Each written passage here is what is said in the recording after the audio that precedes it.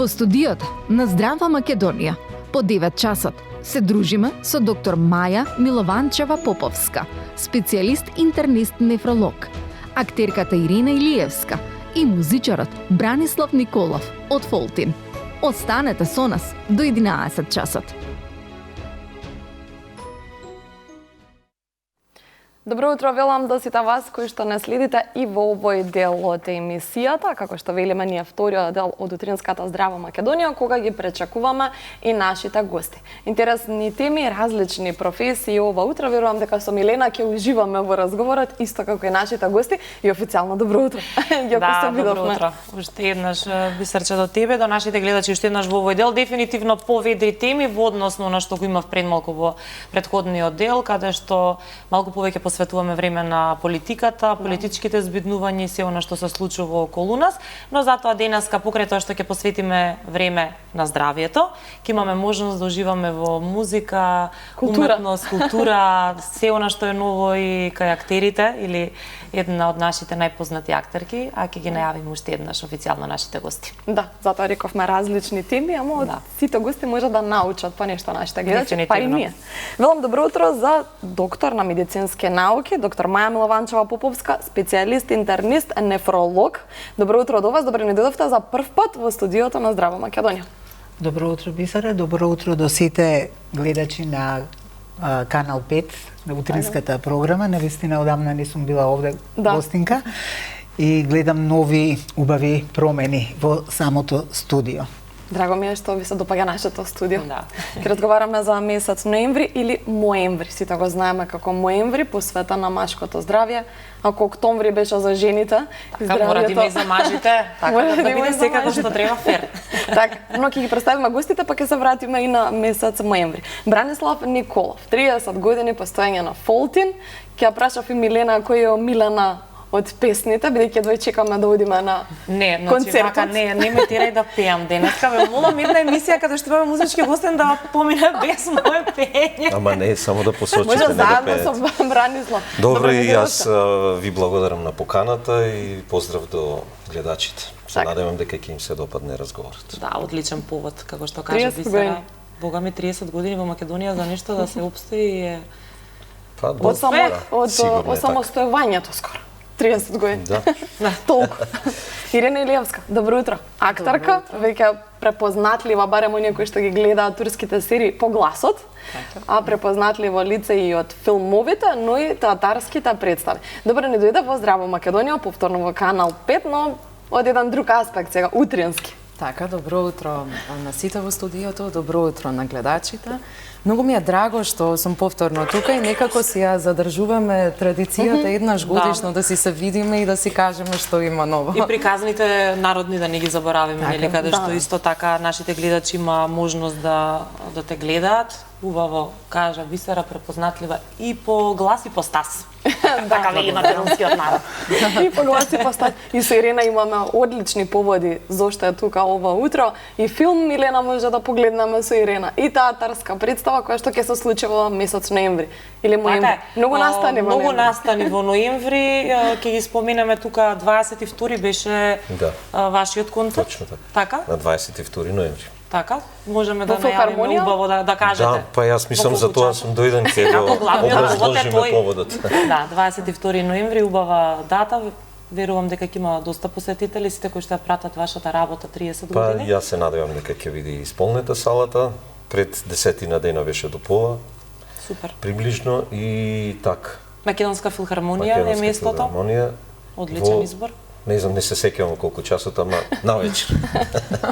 Околу 20 часот обично почнуваат концерт. Ајде Милена, не ќе да пее, но која ти е омилена песна? Ти текнува прво од Фолтин. Таа што ќе ја слушнеме после. А, добро. И се води љубов, така беше. Една од омилените ми е на вистина и одличен избор нели кога се договаравме. Имате, таа беше од прилика од пред 5 години некаде Да, не знам, 18-19, мома се вика албумот. Да, значи пред короната. Инаку не одбрав не заради видеото, затоа што сме на телевизија така. Така, да биде. Мене најмногу ми се допаѓа тоа од неколку видеа што имаме. Да. И така, ете тоа. Така да кога ќе го заокружиме целиот разговор, ќе имаме можност да слушнеме таа песна, да го погледнеме тој видеозапис. А кога сме веќе кај ноември 19, односно 20 ноември е важен ден и важна дата за Ирина. Што ќе се случува тогаш? На 19 ноември ни е премиерата на најновиот филм во режија на Јани Бојаджи, утре наутро, во Синаплекс во 20 часот. А од 20 веќе ќе може да се гледа... А од 20 да, низ Македонија. Низ Македонија, Так, одлично. во Браво. кината низ Македонија. Дојдовме до премиера, едва ја чекам, и јас едва ја чекам да го гледам филмот. Година и пол ми се чини дека помина од снимањето, така да ева сме на прагот да видиме што сме направиле. Толку време се снимаше, година и пол? Не, се снима пократко време, година и пол чекавме да излезе филмот. чекавте да видите? Нели, монтажа Јасно. и така натаму. Што можеме да откриеме? Да не откриваме нели се, за да може публиката да дојде да гледа, но што можеме да откриеме? Ете едно кратко сежие што може да се види во филмот. Ја играм Аида во филмот, една од вака си кажуваме обично дека ова е филм за 4 жени и едно момче. Добро. Аида е ромка по националност, учев ромски јазик, значи учев 2 месеци, одев на курс и се учеше, буквално се учеше јазик, бидејќи не знаев ниту еден збор. Продуцентот и режисерот беа убедени дека треба и физички да ме променат, така да косата од подлакти ја скратив до подуши, се шатирав и имам плави сини очи.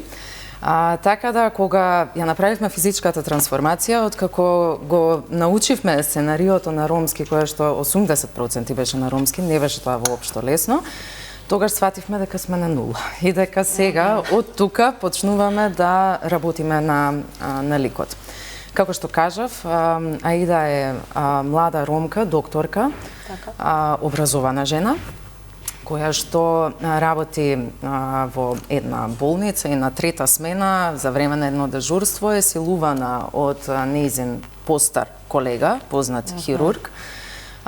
Решава нели по иницијатива на незината мајка да ја бара правдата и кога доаѓа на суд, пресудата е дека не викала доволно силно и дека не пружила доволно отпор и практично е виновна за тоа што е силувана. Тоа е првиот удар што го добива од системот. Потоа решава да си замине од државата, тргнува за Германија. На граница влегува контрола, ги вади сите роми од автобусот, им ставаат печат во пасошите и им вели дека не можат да одат за Германија, бидејќи Германија не прима роми за работници. Ги ставаат во друг автобус, се враќа автобусот назад, вторава случка е вистинска. Ова е од нашата понова историја и се враќа назад. И тука некаде почнува филмот. Така да, тоа сакав да прашам дали има нешто тоа вистина, ама веќе одговори. Да, тука некаде почнува филмот. Толку од поведрите теми. Јас ке испеам после една весела песна. Да, те молам. Но за жал, реалноста е таа. Така. Многу луѓе се соочиле со такви удари од институциите по основ на вера, нација и други дискриминации кои што ги имале, така што верувам дека публиката ќе биде во голем број и ќе се погледне овој филм затоа што заслужува. Затоа што е македонска екипа, но и затоа што треба луѓето малку да се освестат по некој основ. Точно. Така. Еве расположен е Бранислав да ни пее, може да нешто кога реков после мислев на 22. Не можеме да чекаме до 22. Тоа е друго, тоа е тогаш имаме на 8 ноември во кафе бар Филхармонија. На концерт свирка имаме на 15 во библиотеката. Значи и да продолжам да зборам, нема да ни запееш сега. И порано. Добро. Не знам сега, многу ми е рано за пеење. Добро, рано наутро. Ни Милена, ни Бранислав. Не може во периодот при крај некаде 10:20 може ќе те натераме, ќе видиме. Ајде да оставиме да видиме. До 10:20. И да не забораваме да го споменеме машкото здравје. Кратка најава направивме на гостите, но докторке месец ноември, така насловен ноември е посветен на машкото здравје. Ако октомври споменавме со Милена беше месецот на женското здравје, колку мажите одат често на превентивни прегледи? Кога станува збор за машкото здравје, прво Убаво е да се одбележи месецот ноември, нели? Така, Меѓутоа, за здравјето треба да се грижиме секоја година и сите месеци Точно, не само во ноември, годината. Машкиот модел на однесување на барање помош, односно не барање помош, најмногу преку статистики некој можеме да видиме, затоа што кај нас немаме такви статистики. Многу, меѓутоа, американците, северните земји исто така имаат такви статистики. Запрепастувачки е податокот дека половина од мажите минатата година не биле воопшто на доктор. Значи, воопшто не биле доктор. 1/3 од тие мажи што не биле на доктор, сметаат дека немаат доволно време, презафатени се и нема зошто да одат, нели, на доктор. Од тие 3/4, иако имале некакви симптоми, не отишле на доктор. Значи, овие податоци доволно зборуваат каде сме се уште во ова современо наше општество. Не зборува, значи, само за Македонија, зборува на многу пошироки рамки и во многу поразвиени земји. Така да тоа е проблем на глобално ниво. Да. Сега, каде потекнува сето тоа? Тоа потекнува од некакви работи што мажите си ги мислат за себе, дека ако јас одам на доктор, не сум толку мажествен. Добро. И овие верувања за мажите ги добиваат многу рано во возраста. Значи, на многу рана возраст кај мажите се всадува таа порака.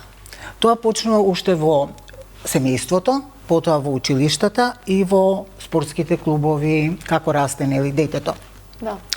Дома многу често ќе се слушне ти си сега големо момче, не треба да плачеш.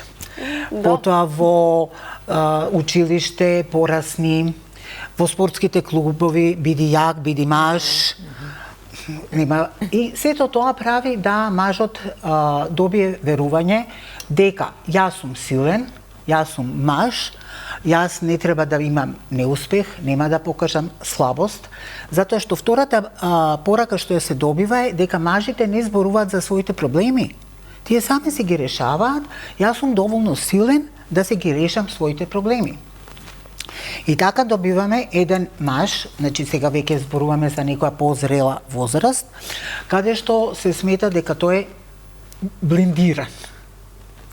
Како кола, нели? Да, Он, јасно. ако не оди на доктор, бидејќи има страв, има срам, му се губи мажественоста, едноставно проблемот може сам да го реши. И така тоа поминува со месеци и со години, додека проблемите не ескалираат, за да се појави на доктор. Повторно со некој срам, страв, што ќе ми каже докторот, и сето тоа може би на почеток на разговорот малку исто прикривање на некои податоци од докторот, за да него докторот кара на некој начин, нели сега што ќе ми каже. Па сите имаме страв, еве и жените имаме Секако, страв. како не. Може ни каже. Повеќе ќе ме поправи ако грешам, подоцна сакам и Бранислав да го слушам, бидејќи единствен представител нели на машкиот пол тука. Дали тој срам или страв повеќе се однесува за одењето на уролог конкретно? Да. Предпоставам на тоа мислевте? Да. Може би Воопшто страв на и од доктор. други доктори. Воопшто и на доктор. Но стигмата за таму. уролог, мислам дека е таму сконцентрирана најмногу. Точно, така, меѓутоа сега ако зборуваме за машко здравје, ако земеме општо, тука се зборува и за појава на диабет, појава на висок крвен притисок. На 40 години доаѓа маж и кажува дека како он сега ќе пие лекови за притисок, зарем до крај на животот ќе пие. Мислам и такви работи се случуваат, и потоа многу е важно од пристапот на докторот да го убеди пациентот што е всушност најдобро за него, независно од стравот, срамот и сите тие верувања што си ги носи во себе, нели, затоа што ние сите сме со некакви верувања. И така да тоа на некој начин последниве години особено почнува да таа стигма, значи од воопшто одење на доктор, посебно за машкото здравје сега кога зборуваме, почнува да се разбива на некој начин. Основно се овие емисии, односно јас пак ќе кажам информација и едукација. Да, тоа е многу важно. Тука е најважно како за жените, така и за мажите. Како што е успеано за жените, иако има сега некои нови работи што мене не ми се допаѓаат во однос на ХПВ испитувањето, нели, тие сите ги направија, што беа еден на една година, сега се на 3 години на државно, а на приватно нема секој можност да се Точно, дозволи, за така тоа и не е зборуваме. Така да, според мене и дел од испитувањата за машкото здравје, кога зборуваме за простата и урогениталниот систем кај мажите, треба да влезат во рутинска задолжителна контрола. Бранислав, Па дали јас вие имате страф или срам од одење? Јас не знам, не мора да зборувам само за себе, можам да зборувам од она што го знам од моето обкружување. Добро. Стигмата е повеќе она самите што си ја задаваме во однос на оној уролошкиот преглед за нели за простатата, а што се однесува до оние другите проблеми, шекер, притисок, мислам дека тоа не е толку голем проблем и дека го практикуваат одењето на лекар, за разлика од ова другото. Инаку, според мене, најголемиот проблем е стравот од болка кај мажите, нели познато е во народот дека мажите се коркачи, дека од жените многу помалку поднесуваат помал праг на болка имаат и тоа е, мислам дека е најголемиот проблем. Имам еден пријател во една прилика ми рече, јас така, вика да одам на лекар, па да ми најдат некој болест. Да, исто и тоа и јас често го слушам. И кога некој ќе ми каже така, јас велам, ако не дај Боже има нешто подобро на време да се спречи, отколку да се седне во различни карактери. Веруваме додека сме на нога, додека сме здрави, дека тоа нема да никогаш да се случи нешто да ни се поремети. Затоа како и животот воопшто, мислиме дека нема никој да умиме, дури се чувствуваме живот. Да, пристапот на докторите е дефинитивно многу важен. Како ќе се соопшти самата дијагноза, доколку има, да ги понуди опциите, затоа што многу често се случува докторите, бидејќи постојано се соочуваат со луѓе кои што имаат различни болести и состојби, некако тоа им доаѓа како е добро да, а на нас пациентите не ни е добро го имам тоа, нели? Доктор, ќе верувам сте се случиле со многу ситуации. Сигурно. Секој пациент треба да се гледа посебно, значи и да се има индивидуален пристап, почнувајќи од односот пациент-доктор, да се решаваат заедно со пациентот опциите за испитување, односно лекување и третман, затоа што докторот не е тој што апсолутно решава, пациентот решава како ќе се третира. Затоа што секогаш постојат повеќе опции, докторот е тој што да му го насочи пациентот во кој правец да иде терапијата, нели, или дијагнозата, или исследувањата, за да на крај заедно се најдат после да видат што е најдобро за тој пациент. Не е исто да третирате пациент на 20 години, на 40 и на 70 години. Значи секој има различни потребности. И различни стравови. На 20 години кај младо момче едни проблеми се јавуваат, на 40 други проблеми, на 70 се другите проблеми кај мажите. Така да, кога зборуваме за тие проблеми и нели кои се јавуваат кај мажите, да кажеме, над 40 година, прво ќе ви се јави поради проблеми со мокрењето. Тоа е првиот знак кај мажите над 40 година. Бидејќи почнува веќе опаѓање на тестостеронот, значи тука не зборуваме за машка менопауза, да се разбереме, нема такво нешто, не иде тоа како кај женската менопауза. Тоа иде постепено со промени и на начинот на размислување, животниот стил, меѓутоа почнуваат да се јавуваат проблемите и најбезазлената ситуација што се јавува, тоа е промената на самата простата, значи на машката полова жлезда, која се наоѓа доле под мочниот меур, која почнува внатрешно да се менува, значи се менуваат промени и настанува една бенигна хиперплазија простатична, БПХ, како што се знае во народот, нели, каде што простатата може да биде зголемена, меѓутоа и не мора, а промените да се на ниво на уретрата на каналот.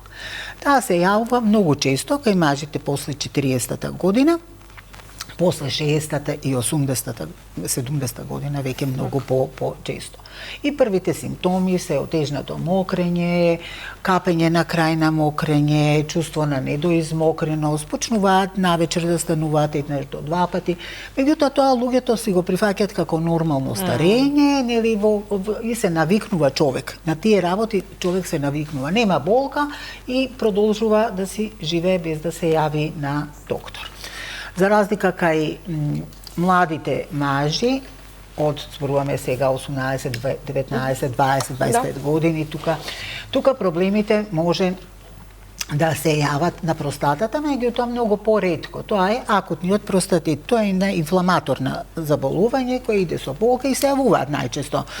Меѓутоа, промените кај младите мажи се повеќе насочени кон тестисите.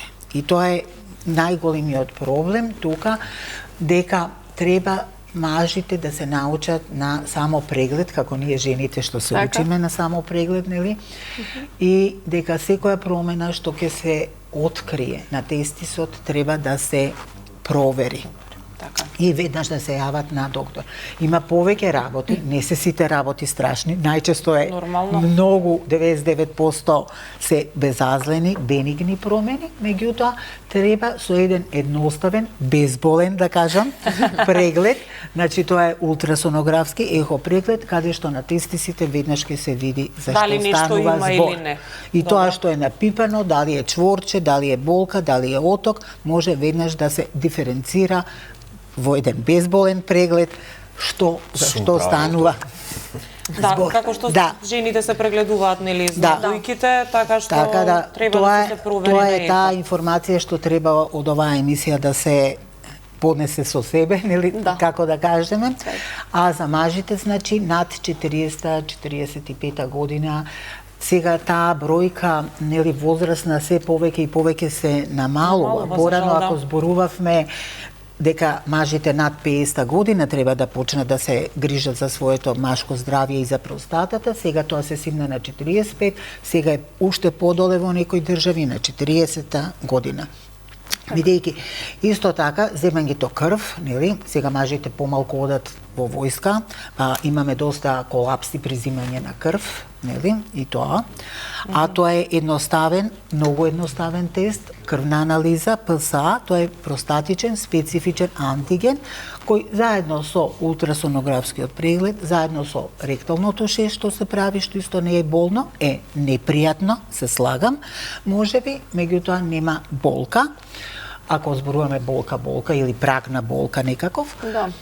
И во склоп на тоа и ПСА, тоа е простатичниот специфичен антиген кој се препорачува сега веќе од Лондон лани кога бев, кажуваат од 45 година да почне еднаш годишно да се прави. Добро. Така, ќе се навратиме пак на здравјето. Секако во текот на емисијата, Бранко, што ќе има на 22-ри? Во што ќе ужива публиката? Колку време ќе трае концертот? Што ќе понудите, бидејќи 30 години се многу? Верувам дека сте постесниле кругот, нели? За да може да се... Сите песни, не знам дали ќе имате можност да ги испеете. Во пракса имаме едно подолго време еден стандарден класичен репертоар кој што опфаќа песни од подамнешните албуми и од поновите, меѓутоа сега имаме една ексклузива, го прошируваме со неколку песни што одамна не сме ги свирели, и тоа е така еден повик за оние што не гледале последните години повеќе пати, да има зошто пак да дојдат. Така. Може би тоа и местото каде што ќе го правиме концертот, нели филхармонијата е едно посебно доживување, се надевам дека така ќе биде. Може би не специфично за нашиот тип на музика, но ете кога човек ќе се изложи на некој предизвик, очекува и резултат, нели. Супер. Значи ќе уживаат во секој случај. Па јас се надевам како и секогаш дека ќе уживаат. Колку време и за тие што не знаат и тие што се надевам ќе дојдат прв пат. Од прилика не знам, не сме разговарале, нашите концерти траат од сат и пол до 2 сати некогаш и... Па мислам дека е сосема доволно. Да, ќе видиме, ќе почувствуваме на лице место таму. Така, одлично. 22-ри Пејки филхармонија. и свирејки. Вод, што би рекла. И свирејки, одлична локација сте избрале, навистина е посебно доживување кога се настапува филхармонија или Па да, опера јас и веќе сум балет. пеел индивидуално, нели, надвор од групата и 2018 бев на Murder Ballads Свети Валентин и Свети Трифун со филхармонијата. Пеевме песни од заедно со Тања Царовска, бевме и еден пријател глумец од Прилеп, Митата. Пеевме некој беше онака многу интересно од Леонард Коен, од Браво. Том Вејц, Ник Кейв, таков репертоар.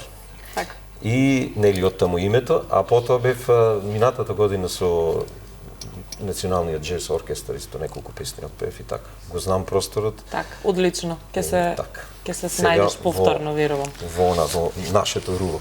Така е. А пред овој концерт имаме и уште една премиера на Ирена. Тоа е на 11 ноември, генералната проба. Така насловена представата, Ирена. Генерална проба, овој пат на представа во Културно-информативен центар или Салон 1919. Тоа е прекрасна сценичка во центарот на Скопје, во срцето на градот. Многу ми е драго што ќе играм таму. Генерална проба, па самото име кажува од прилика. Еве за публиката која што не го знае терминот, генерална проба е последната проба во театар. И потоа следи премиерата. Така. Ова е вечно ќе биде генерална проба. Веќе наслов. Вечно ќе можеме, што и ни олеснува на нас актерите, бидејќи ќе можеме да пробуваме секоја изведба нешто ново, бидејќи се уште зборуваме за проба, се уште сме на проба, не е премиера. Се работи за дуо драма, Радо Алексовски го пишуваше текстот, тој и игра, мој партнер е на сцена, Давид Илич ја режира представата. Многу интересен текст, предизвик за секој актер. Се работи за 6 пара, маж и жена, кои што се сретнуваат во една иста хотелска соба. Тоа се 6 различни приказни, како 6 различни улоги, како мали едночинки, нели, секоја засебно има почеток, средина и крај. Па потоа нова почнува? И потоа почнува нова, така. И исто така е баш многу луѓе ме прашуваат што правите вие, актерите, како тоа изгледа. Јас секогаш им викам одиме на работа, како сите што одите на работа, тоа е нормална професија, каде што одиме на работа, нели? И секогаш ги интересирало како изгледа додека се прави представата. Оваа представа токму тоа го нуди и ги повикувам сите да дојдат да погледнат, баш да видат како изгледа додека правиме една представа. Бидејќи таму сме и во улогите, меѓутоа сме и приватно како двајца актери кои што во моментот ги градат тие сцени. Тоа е наистина интересно за гледање, со нешто сосема поразлично. 11 точно, Салон 1919 во 20 часот. 11 Салон 1919, да, лесно е за паметење. Така. Ја испрашам Милена после завршување дали запамтила. Сам се дати, добра сум за памтење дати. Овие дати дефинитивно треба да се запамтат затоа што се случуваат убави работи. Не ја сакам многу есента зимата, ама ја сакам заради секогаш има убави представи, убави концерти пред Нова година, настани, фестивали. Тоа е нешто што ете така ја оплеменува таа сезона пред Нова година, да, кога е така постудено, рано се стемнува, но ете вие успевате да ја разбиете таа монотонија. Да. Ирина, во што уживаш најмногу? И синхронизираш и на филм и на театар. Има ли нешто и предавам во драмско студио, со дечиња работам. Јас мислам со дечиња. Не знам зошто така мислам во овој период. Да, после овие 2 премиери баш следуваат и тие 3 представи во декември некаде. Ја се занимаваме со подароци, со Дедо Мразовци, со детски представи. Во Домот за култура Билјана Беличанец имаме драмско студио, работиме со деца од 6 до 26 години во 3 различни групи. Во се уживам. Зашто на повеќе места ти има па некако нешто наклонета ли се кон нешто? Таква е професијата да еднаш кога ќе ти влезе под кожата не можеш да се тргнеш од незе, колку и да сакаш да избегаш. Срекна сум што има работа, што ете има и филм, и театар, и нели оваа работа со децата и уживам подеднакво во се. Ја пак ќе речам се додека го работиш тоа што го сакаш, ништо не е проблем, имаш време за се и можеш се да постигнеш. И ја имам таа среќа навистина да го работам тоа што сум го сакала од дете да го работам. Така да воопшто не ми е тешко, не ми е проблем. Колку сите вие уживате во културниот живот? Имате ли време, докторке, вие на представа да отидете, на концерт, македонска група, Милена, исто и ти, дали имаш време и нашата работа? Јас сум гостинка, последна ќе одговорам јас. Па ево, уживаш ли, не знам, во наши представи? Како не уживам? Нормално дека уживам. Концерти, никако да ни недостига? Ке се радуваат луѓето кога имаме некој концерт? Да, има еден момент кој што е доста така, би го акцентирал, доста важен. После пандемијата се случи уште поголем пат на тоа помислив јас, на нашиот однос на продуцирање култура и конзумирање. Поготово е многу важно да се каже за независната сцена, која што би било доста благо речено дека е на колена, преживува и многу значи, еве, и вие како медиуми што не викате да се испромовираме, да ги повикаме луѓето, да дадат, да се отворат, да ја посакаат повторно таа жива уметност, затоа што со она клонирање што го живееме денеска, мислам дека се сушиме и самите како битија. Така, да. Венееме. Да, но затоа еве имаме убав повод ноември месец.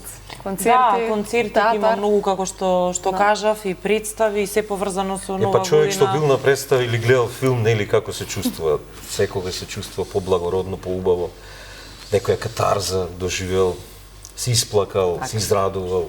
Уметноста има лекови таму, дефинитивно. Да. Ирина, си давате поддршка актерите кога има некоја представа, премиера, да дојдат актери кај вас на Јас пред се давам поддршка на таа независна сцена и затоа и сум во овој проект и сакам да работам на таа независна сцена. Многу е досадна. Да, досадна. Ќе гледаме да за време на реклами да избркаме, да испратиме надвор.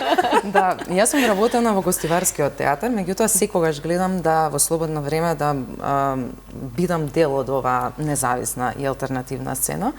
Многу потешко да работите, многу потешко од кога си вработен во некоја институција. Да. Вработени се сите луѓе и секој си ја врши својата работа, нели? На секоја позиција има вработен човек. Кога си на алтернативна сцена, практично правиш се сам. Вие, екипата, нели, се грижите за костим, за шминка, само ја мислиш на сценографија и така натаму. Да, така да тоа воопшто не е лесно и мислам дека треба да се поддржи. Да, дефинитивно. Како публиката, нели, што треба да поддржи со доаѓање, така треба институциите да се отворат и да ги отворат своите сцени за овие алтернативни театри, бендови и така. Да, финансиската поддршка исто така е тука многу важна, затоа што уметноста за да заблеска како што треба и финансиски средства, да не се лажеме, нели, без разлика дали е за представа, филм, концерт. Значи сето тоа чини. Да, и не можеме да се подприме само на тоа, значи вистината е некаде измеѓу. Треба и поддршка да се бара, но да не се очекува само од поддршката од државата. Секој независен уметник треба да е способен самиот да е самоодржлив, да преживува, значи да прави добри дела.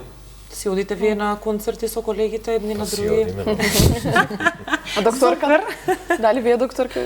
И во што уживате? Концерт, театар, кино? Значи јас во младоста многу читав, премногу читав, премногу одев и на театар и на концерти. Јас сум од генерацијата која израста во МКЦ, во првите алтернативни бендови, дружења, хорови, алтернативни сцени од Загреб, Сараево и Белград и Љубљана кога доаѓа А учествувавте помалку во тоа или? Па бев во младинскиот културен центар таму, да. Првите борбени редови. Ама тогаш навистина имаше многу гостувања, тоа беше уште Југославија и едника и други сите си одеа и не можеше ти во Скопје, иако си во Скопје, да не знаеш што се случува во Загреб или Белград, затоа што тие групи доаѓаат тука и тоа беа алтернативни. Ќе ве замолам да задржите мислата, бидејќи имаме кратки реклами, ќе ги погледнеме рекламите и ќе се вратиме повторно да го продолжиме разговорот со нашите гости.